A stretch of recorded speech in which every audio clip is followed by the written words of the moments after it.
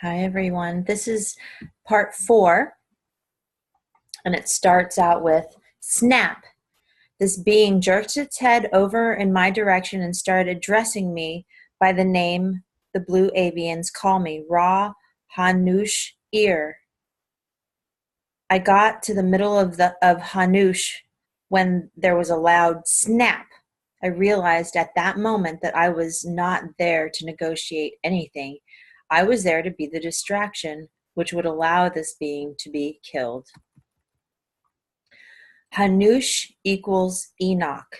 David Wilcock says, as I said on the radio show with Jimmy Church, and that was just this past week, the term Hanush appears to be synonymous with Enoch, as in the book of Enoch. The exact Hebrew spelling is Khanokh or Kn.N.Kh, which translates to teacher or one who guides, and messenger. The book of Enoch is as old as the book of Genesis and equally important.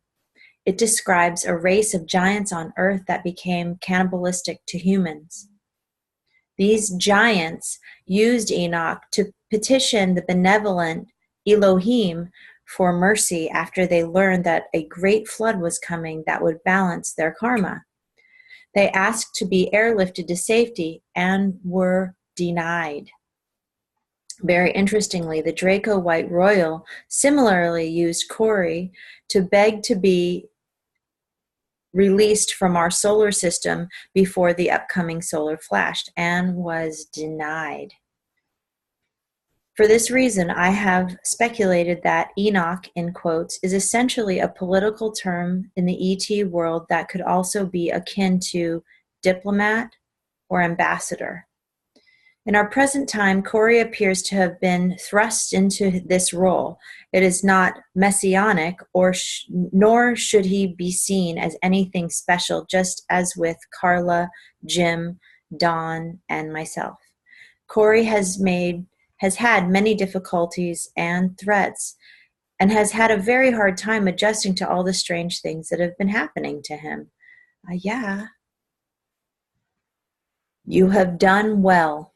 Mayans immediately flooded the room to attend to their dead and to secure the body of the reptilian being that had just been taken out. Gonzalez rushed into the room with them and walked up to its body. He then approached me to let me know that I had done well.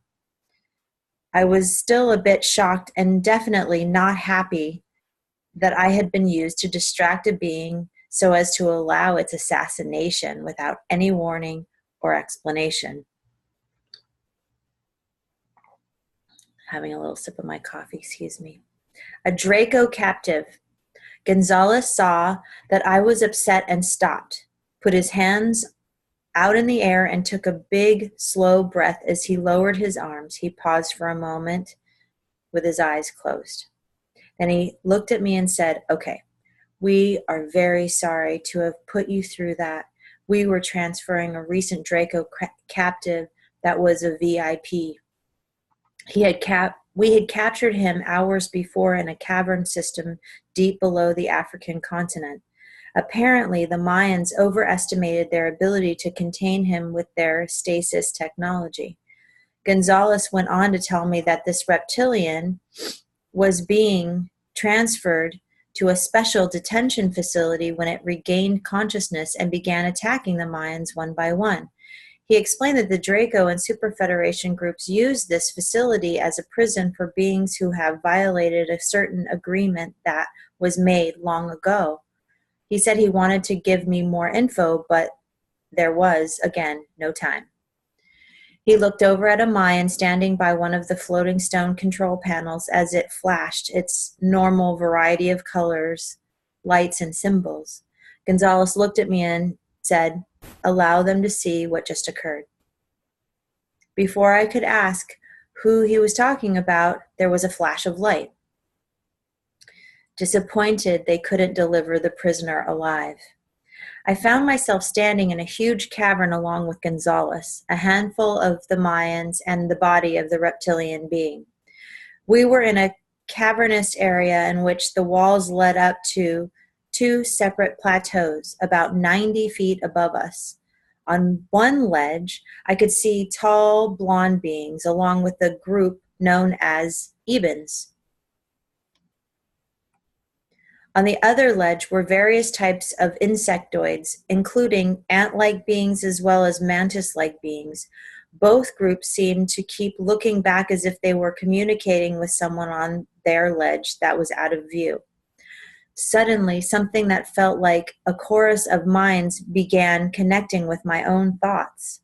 They were all playing back the events that I had just witnessed on the Mayan vessel. It seemed to replay in my head over and over a dozen times before they disengaged their connections. I was still very confused and in a bit of shock from the ordeal. I noticed that the Mayans and Gonzalez were obviously going through the same replay of events in their heads. When it was over, I had time to notice that the Mayans and Gonzalez were more than a bit disappointed that they were unable to deliver their prisoner alive. I was going to approach Gonzalez to inquire more about what had just occurred when I was delivered back home with a flash of light. I was determined not to let this go and set the intention to demand more info from Gonzalez at one of our future meetings. Commentary by David Wilcock. As I pointed out on the radio show, it is interesting to look at this event as being a synchronistic mirror of what we are also seeing here on Earth. The latest briefings I have been reporting have indicated that 40,000 different people have been arrested in 2017 for child trafficking and related crimes. This purge is now finally working its way up to top deep state operatives, many of whom are listed in some 10,000 different sealed indictments. We are hearing that many people have already been brought to detention facilities on Navy ships and even at Guantanamo Bay in Cuba. It therefore appears that similar strides are being made in the space war as we are seeing here on Earth. Specifically, top Draco elites are being arrested, detained, and hopefully questioned. The above VIP witness apparently could have revealed a great deal more of the Draco's plans. The Mayans underestimated how powerful it was.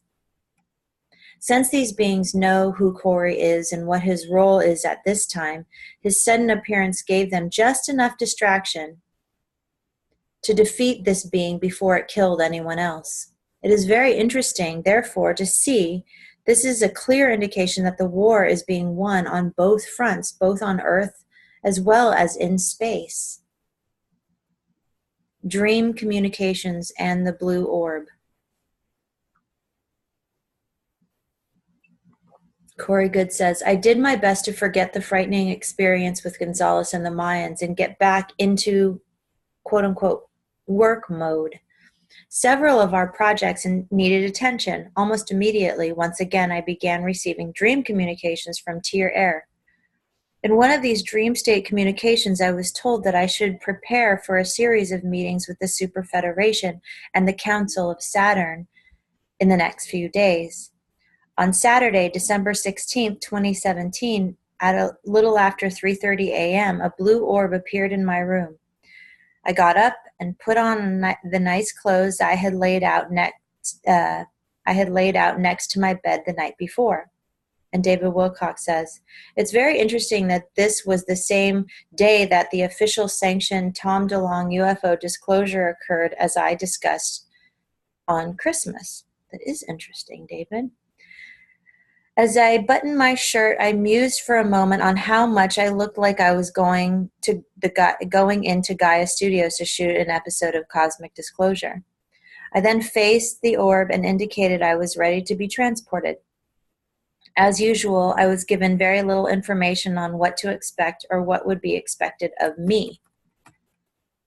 Arrival at the Super Federation base. I arrived in a secluded area by the stairs, close to some decorative plants in the foyer of the Super Federation base, close to Jupiter. I recognized immediately where I was and began to scan the area to see who was among those standing close by. I noticed Gonzalez and 3 Mayans standing not far away. As soon as Gonzalez noticed me, he sprinted over to me, leaving his escorts behind.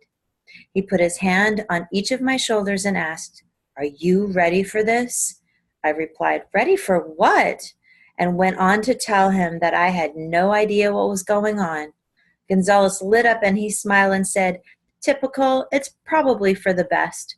You will be out of your mind. You would be out of your mind with nervousness." I narrowed my eyes at him and was about to comment further when Gonzalez looked over at the Mayans, nodded at them, and then guided me up the foyer stairs to one of the doors of the conference hall. I asked, "What? No ridiculous purple suit this time?" He smiled, then quickly returned his glance forward, walking me past groups of different beings preparing for the conference. The aquatic beings. As we walked further into the hall, I noticed that it was unusually full. There was a variety of different beings present that I either hadn't seen in decades or were unfamiliar to me altogether. Among the species I was unfamiliar with was a small group of aquatic beings that stuck out because of their atmospheric needs. There were 5 completely different types of aquatics, 3 of which didn't have legs or feet, but instead had tails. Some of the tails looked similar to what you would see on a walrus, aquatic mammal looking, while others looked more eel-like. One of the artists who is working on the new SBA comic and graphic novel, Steve Cafalo, made a depiction here of one of the aquatic beings. And you can find out more about this at projectreturnoftheguardians.com. Giving you the creeps. The 3 beings without legs were suspended in cylinders of water that were floating above the floor. The water must have been contained in a cylindrical force field that maintained environmental control around their bodies. These beings were making me feel uncomfortable on an intuitive level. As we walked past them, I leaned over to Gonzalez and asked, "Did those aquatic beings in the water give you the creeps?" Gonzalez paused and pulled a smart glass pad out of his jacket. He looked at the pad for a moment as he was accessing it and then handed it to me. He said they are maintaining a large number of experiments in our oceans and consequently do not like humans very much. They consider us a cancer to this planet's oceans and wildlife. He said the last thing you want to do is accidentally find yourself in any of the waters they're performing experiments in. I looked down and pulled up on the smart glass pad. I revealed a classified military report from the Korean War era. And this will conclude the 4th part.